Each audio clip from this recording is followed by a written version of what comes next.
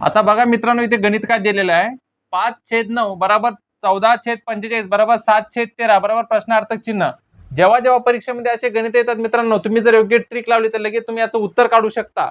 जास्त वेळ न वाया घालता फक्त ट्रिक जर तुम्ही योग्य लावली तर लगेच याचं उत्तर आपण काढू शकतो। बघा त्यांनी काय केलेलं आहे, सर्वात प्रथम आपण ही एक जोडी घेऊ, त्याच्यानंतर या समोरची याची जोडी घेऊ, जे आपला आन्सर येणार आहे समोर।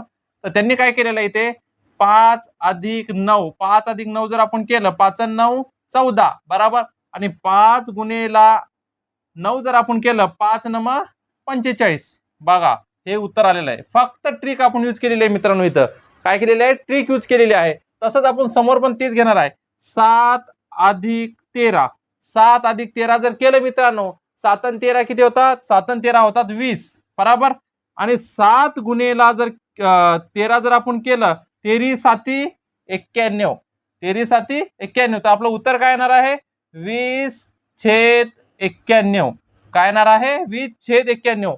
बघा ऑप्शन मध्ये कुठं आहे, ऑप्शन सी 20/91।